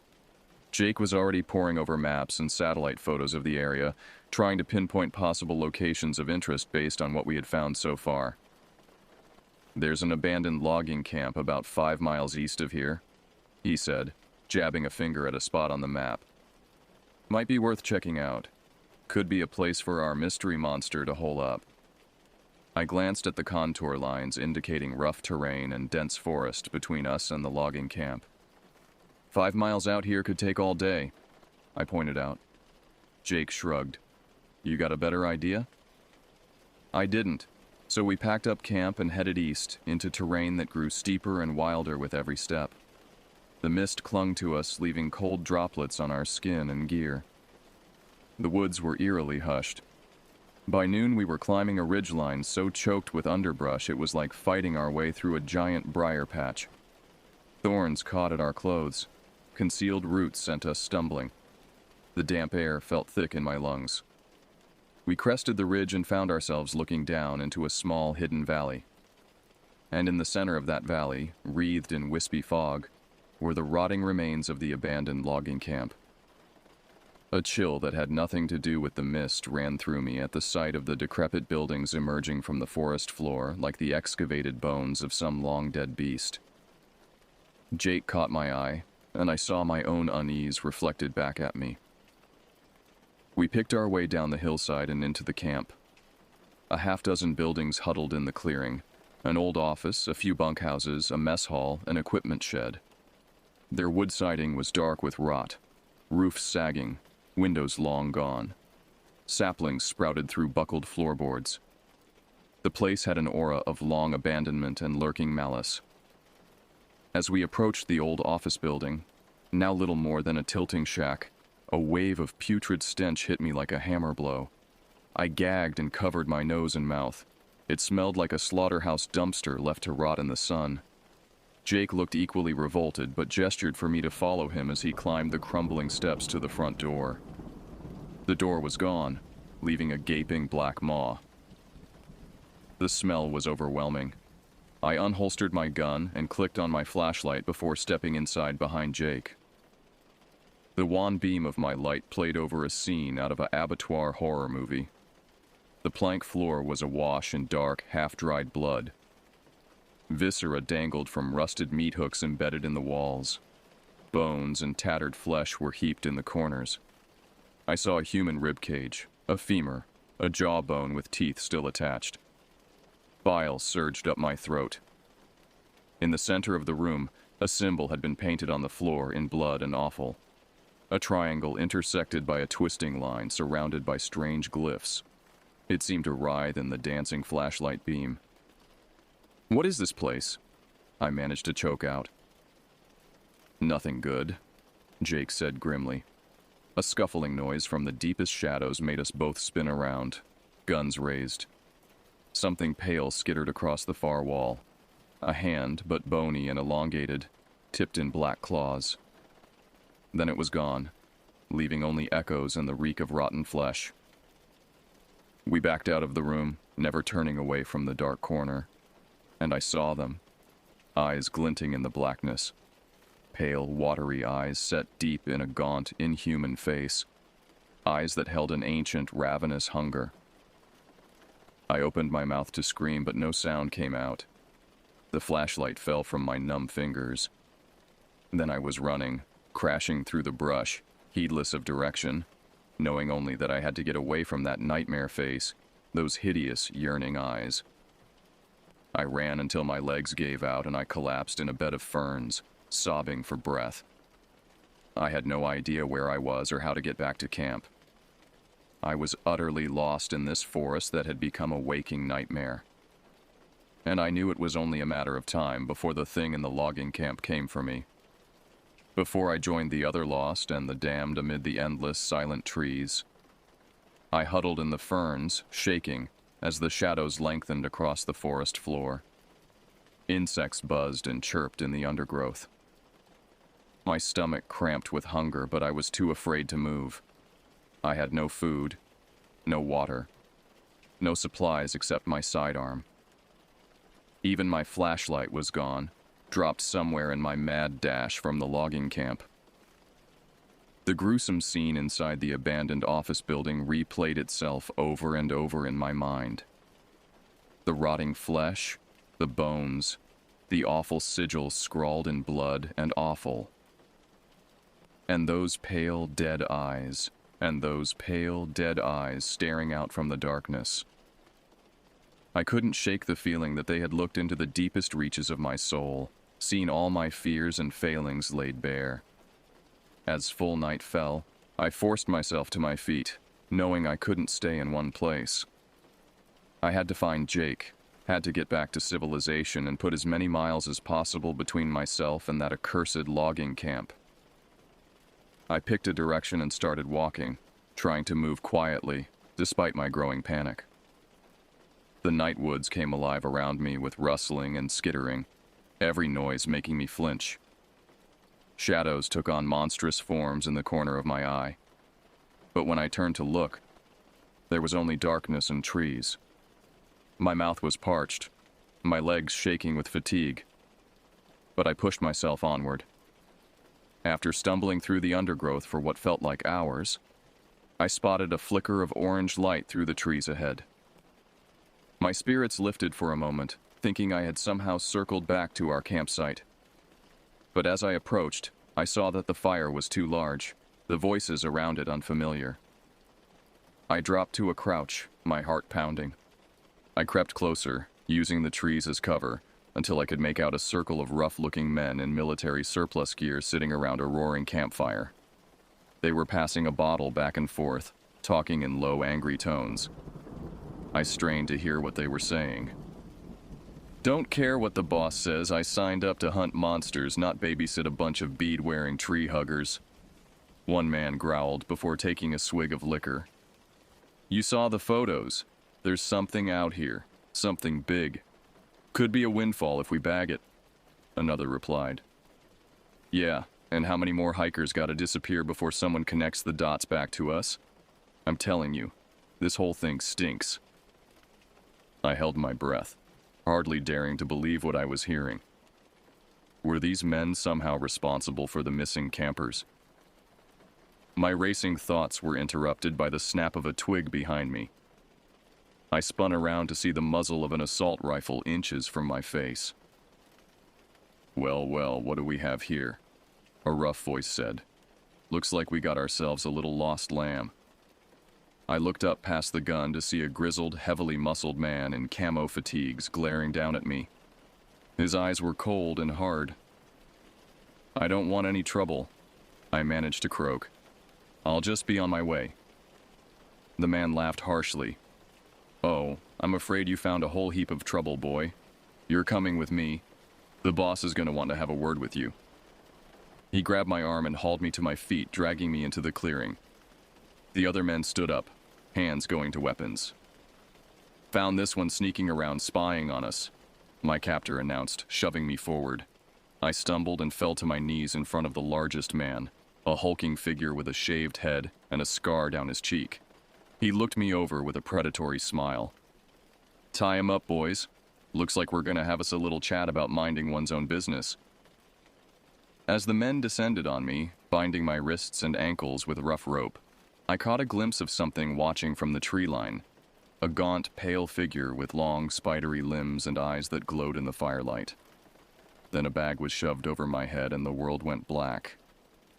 I didn't know which was worse, the horrors that lurked in the forest, or the human monsters who had now made me their prisoner. All I knew was that my chances of ever making it home to my little girl were growing slimmer by the second. As I was roughly dragged away into the darkness, I sent up a silent, desperate prayer for a miracle I was losing faith would ever come. I sat on the hard ground, hands bound behind me, the rough burlap sack still over my head. My captors had dragged me along, kicking and flailing for what seemed like hours before dumping me unceremoniously here. The blind terror of the unknown was almost worse than actually seeing the danger around me. My heart raced and my breathing came fast and shallow. I flinched at every sound, a distant animal cry, the crunch of a boot on gravel nearby, the crackle and pop of a campfire. Finally, the bag was ripped away. I blinked in the sudden flare of firelight, eyes watering. I was in the center of a ring of tents, a large bonfire blazing in the middle of the camp. The dozen or so armed men lounging around it leered at me with a mixture of hostility and cruel amusement. The bald man with the scarred face crouched down in front of me, his breath sour with liquor. "So, you want to tell me what you were doing snooping around my camp?" His voice was terrifyingly calm. I worked my jaw, trying to find enough saliva to speak. "Please, I'm lost. I don't know anything about you or why you're here. I just want to go home to my daughter." The man's eyes narrowed. "See, I don't believe in coincidence. I think you know exactly what we're doing out here, and if you've got people with you, I can't let you go running off to tattle." He stood and addressed his men. "Search the area. If he's got friends out there, bring him in. We'll get to the bottom of this." As the men fanned out into the woods with ominous efficiency, the leader turned back to me. "While we wait, maybe you can clear a few things up. You can start by telling me exactly where you found that logging camp." The blood drained from my face. He knew. Of course he knew. And something told me the truth would only dig my grave deeper. But one look in his dead eyes, and I knew lies would dig it faster. I swallowed hard and started talking. I told him everything. About the missing hikers, the giant footprints, the ravine with the shredded tent. When I got to the scene at the logging camp, I started shaking so badly I could barely form the words to describe the gory runes painted in blood and viscera. Through it all, he listened with a stony expression. But I thought I saw a flicker of unease, even fear, when I described the pale figure glimpsed in the shadows. When I finished, he was silent for a long moment. Then he grabbed me by the shirt front, hauling me up to eye level. His breath was hot on my face. "You listen to me very carefully," he growled. "You forget you ever saw that camp, you understand? In fact, forget you ever set foot in these woods, because I promise you, what's out there is far worse than anything I could do to you." He shoved me back to the ground. "But that don't mean I won't try my damnedest if you interfere with my operation." Just then, shouts rang out from the woods. Two of his men emerged from the trees, dragging a limp figure between them. My heart nearly stopped. It was Jake. and he wasn't moving. They dropped him beside me. In the firelight, I could see he was breathing shallowly. A matted patch of blood covered his temple. The bald man knelt beside him, checking his pulse. He frowned. Then in one swift motion, he drew his sidearm and pointed it at Jake's head. "No!" I screamed, struggling against my bonds. The man glanced at me, then slowly lowered his weapon. He stood and addressed his men. "Patch him up best you can and put him with the others. Looks like we got ourselves a little leveraged negotiation now." He turned to me with a mirthless smile. "Congratulations! You just became a very valuable bargaining chip." As they dragged Jake away, I slumped in my bonds, despair washing over me. I had escaped one nightmare only to land in another, and the only hope I had of surviving rested in the hands of the very monsters I had come to stop. I thought of the pale thing stalking the woods and shuddered. Part of me almost wished it would put an end to this, to drag me and these men screaming into darkness and put us all out of our misery. But most of me thought of my little girl growing up wondering why her daddy never came home, consigned to the same poverty and hopelessness I had fought so hard to escape. I couldn't leave her like that. I wouldn't. So I would endure this. I would survive this, for her. No matter how deep into hell I had to go, I would find a way out, or die trying. Even if it meant facing my darkest fears and staring down the unspeakable horrors lurking in the ancient forest. I sent up a prayer into the night, though I didn't know if anyone was listening. Please give me strength. Give me a chance. Let me make it home to my baby girl. And if I can't, let it be quick. I must have passed out from sheer exhaustion at some point. I woke to weak pre-dawn light filtering through the pine boughs and the crackle of the dying campfire. My shoulders screamed from being bound behind me all night. My head felt like it was stuffed with cotton. I was almost grateful for the discomfort. It meant I was still alive. The camp was stirring around me. I could hear low voices and the clank of gear as the men went about their morning routines. I struggled to a sitting position, trying to spot Jake among the figures moving through the trees. No luck. The bald man emerged from the largest tent, still wearing the same stained fatigues as the night before. His eyes landed on me, and a cruel smile twisted his scarred face. "Sleep well, princess?" he called mockingly. I didn't answer, just met his gaze with what I hoped was defiance rather than the bone-deep fear I felt. "Still got some spirit in you." "Good," he said, striding over and hunkering down in front of me. "You're gonna need it, because today you're gonna deliver a little message for me." He grabbed my chin roughly, forcing me to meet his eyes. "You're going to take me to that logging camp. You're going to help me find whatever made those tracks. And if you're very, very cooperative, you and your friend might just make it out of these woods in one piece." I tried not to flinch as his fingers dug into my jaw. "What about the missing hikers? What did you do to them?" He released me with a harsh laugh. "Stupid bastards were interfering with our hunt, trying to catch a glimpse of the local legend. So we gave them a scare, roughed them up a bit, sent them running. Pissed the boss off good. I had to do some creative cleanup." My stomach turned as I remembered the scene at the hikers' ravaged campsite. He must have seen the horror on my face because his smile widened. "That's right, hero. You want to make it out of here? You better get real comfortable with the rough stuff real quick, because the thing we're after..." He leaned in close, his voice dropping to a whisper. "It ain't going down without a fight." He stood abruptly. "Ramirez, Donnelly, bring the other one. We're moving out." I craned my neck to see two men dragging Jake out of a tent. He looked groggy and disoriented, dried blood caked on the side of his face. But he was alive. They hauled him over and dropped him next to me. "Jake," I whispered urgently. "Jake, you okay?" He turned unfocused eyes on me. "What? Where are we? What's happening?" "No talking." One of the men delivered a vicious kick to Jake's ribs. He doubled over, wheezing. I bit back my protest, knowing it would only make things worse. The men cut the bonds on our ankles and dragged us to our feet. With guns trained on us, we were marched out of camp and back into the woods, the bald man leading the way. 4 other men followed, spread out in a loose diamond formation around us. We trudged through the underbrush for hours, following no path that I could discern, but the bald man seemed to know exactly where he was going. Jake and I were forced to stumble along as best we could with our hands still bound. My mind raced, trying to come up with some way out of this.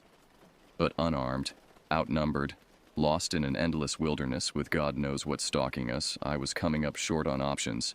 If the pale monster didn't get us, these human ones surely would. And yet, I couldn't let despair win. I had to stay alert, wait for any opportunity. I wouldn't go quietly. I would fight for every chance to see my little girl again.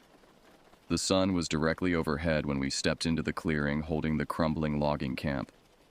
An oppressive silence hung over the place, broken only by the eerie creak of rusted metal in the wind. The bald man turned to me with a grim smile. "Welcome back." He gestured with his rifle towards the decrepit office building. "After you." I stumbled forward, my heart pounding. I knew what horrors lay inside. I didn't know if I had the strength to face them again. At the rotting steps, I hesitated. The bald man jabbed me in the back with his gun. "Move." I climbed the steps on leaden legs. The smell hit me like a wave as I reached the doorway, just as putrid and overwhelming as before. I stepped into the blood-drenched room. The unholy sigil leered up from the floor, even more obscene in the stark light of day. And crouched over it, tracing one long clawed finger through the gore, was the pale figure. It turned slowly, hideously, to face us. In the light, I could see its flesh was the color of a corpse, shot through with black veins. Its limbs were too long, its body emaciated, and its face, dear God, its face. Wide, milky eyes without pupil or iris. A lipless mouth set in a permanent rictus grin, far too wide, filled with needle teeth. The men behind me shouted in alarm, bringing their weapons up. The thing unfolded to its full height with a fluid grace that was somehow more terrifying than any aggressive movement. It cocked its head impossibly far to one side, considering us. Then it spoke in a rasping whisper that echoed in my head long after the words faded. "More morsels for my larder." The bald man opened fire. The others followed suit, the confined space erupting in deafening gunfire and strobing muzzle flashes. The creature seemed to blur and flow around the hail of bullets, moving with a liquid swiftness my eyes could barely follow.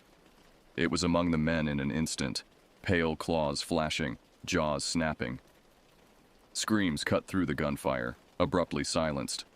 Blood sprayed the walls. I stood frozen, unable to process the slaughter unfolding in front of me. Then a hand grabbed my arm, and I was being pulled, stumbling over corpses and scattered weapons, out into the burning daylight. It was Jake, eyes wide with terror and determination. "Run!" was all he said, and we ran. As we crashed through the trees, an inhuman shriek of rage and hunger rose behind us, freezing my blood. Heavy footfalls shook the earth, gaining fast. We ran like the damned, ran for our lives, knowing the pale death was right behind us. Ran for all the lost souls consigned to this hell of moss and shadow. The forest blurred around me, my pulse pounding in my ears. My bound hands threw me off balance, but I barely felt the branches whipping my face, the burning in my lungs. All I knew was forward momentum and the all-consuming need to escape. Jake was pulling ahead of me, his breathing ragged. The footsteps were so close now, I imagined I could feel the thing's fetid breath on my neck. "Jake!" I screamed. But he was disappearing between the trees ahead, the distance between us growing. I was falling behind. The creature would have me in seconds. As my strength failed and I began to stumble, I looked desperately ahead for any sign of my friend. But there was only the endless forest, and the gray fog rolling in, and my own ragged breath sawing in and out of my burning lungs.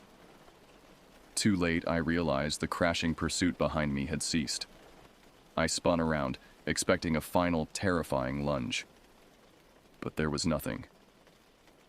Just mist and silence, my own panting hideously loud in my ears. "Jake?"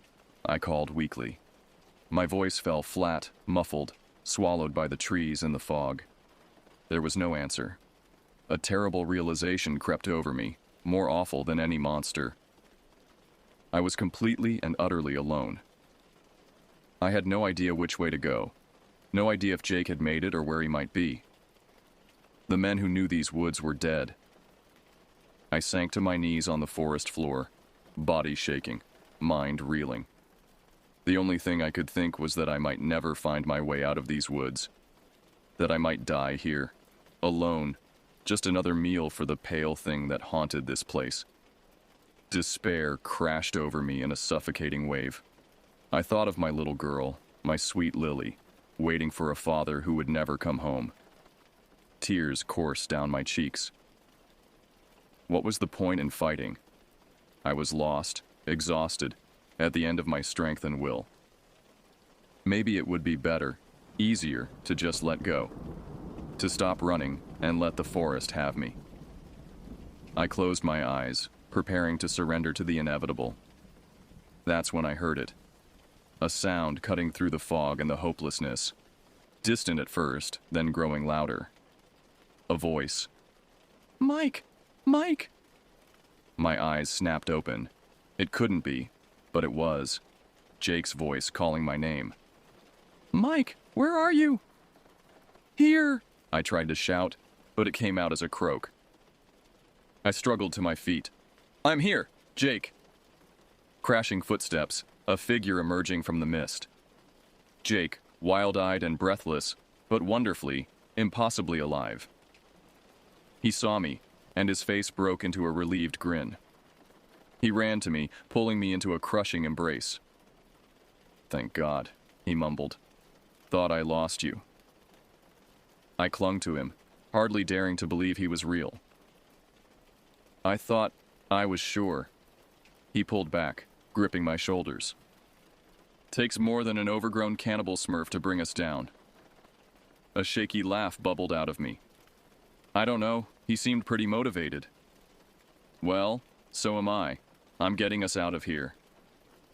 I stared at him. "How? We're lost. We have no idea where we are." "While you were playing hide and seek, I found something." He reached into his pocket and pulled out a crumpled piece of paper. Our bald friend had a map, and I think I found his extraction point. I took the map with trembling hands. There was a red X marked deep in the woods, labeled LZ. Landing zone. Hope flared in my chest for the first time in days. "A helicopter! Jake, this could be our ticket home." He nodded. "We need to hustle, though. It's at least 5 miles from here, and I don't think Slim Shady back there is going to give us much of a head start." As if on cue, a distant roar echoed through the trees, full of fury and hunger. A chill ran down my spine. Jake cut my bonds with a knife he must have grabbed in our flight from the logging camp. Time to move. We set off at a jog through the trees, following the creased and blood-stained map. I felt a renewed surge of energy, not just from the promise of escape, but from Jake's steadfast presence at my side, knowing I wasn't alone, that we were in this together to whatever end. We ran for what felt like hours, stopping only for brief moments to catch our breath and check the map. The creature's cries grew closer, then farther away, sometimes to our right, then our left, as if it was toying with us, hurting us. Finally, as the sun dipped low on the horizon, we broke into a clearing, and there, like a miracle, was a helicopter. Sleek and black, it crouched in the center of the field like a great bird of prey. "Oh my God," I breathed. "We made it. We actually made it." Jake was grinning ear to ear. We started across the clearing, exhausted but elated. 50 yards to go, 40, 30. From the trees to our right came a deafening crash. We spun to see the pale thing burst from the tree line, moving at a terrifying speed straight for us. "Go!" Jake roared, shoving me forward. I stumbled, then ran like I had never run before. The chopper was so close. I could see a pilot in the cockpit, doing pre-flight checks. 20 yards. The thing was on us in seconds. I heard Jake cry out behind me, but I didn't dare look back. 10 yards. I was screaming, trying to get the pilot's attention. 5 yards. The downdraft from the rotors blasted me, whipping my hair. I leapt for the open doors. White claws swiped inches from my back. I felt the rush of fetid breath. Then I was in, tumbling onto the floor of the cabin. "Go, go, go!" I screamed at the pilot. The creature slammed into the side of the chopper with a jarring impact. The machine rocked violently. For a heart-stopping moment, I thought it would tip over. But then the rotors roared to full speed and we were lifting off, the thing's claws scrabbling at the metal. We rose into the air, the monster shrinking below us, still swiping at the landing skids. Then we were above the trees, banking hard to the east and accelerating. The thing's furious screech Dopplered away beneath the rotor's thunder. I lay on the floor, chest heaving, adrenaline still coursing through me. We had made it. Against all odds, we had escaped that nightmare. Then a thought pierced my relief like an icy dagger. I sat up, frantically scanning the cabin. "Jake? Jake?" But he wasn't there. In the chaos, in my blind, desperate scramble, I hadn't made sure he was with me. I lunged for the cockpit. "We have to go back," I screamed at the pilot over the noise. "My friend is still down there." The pilot, a grizzled man in a flight suit, glanced back at me. "Sorry, kid," he said, not sounding very sorry at all. "I've got strict orders. Exfil the VIP, no one else."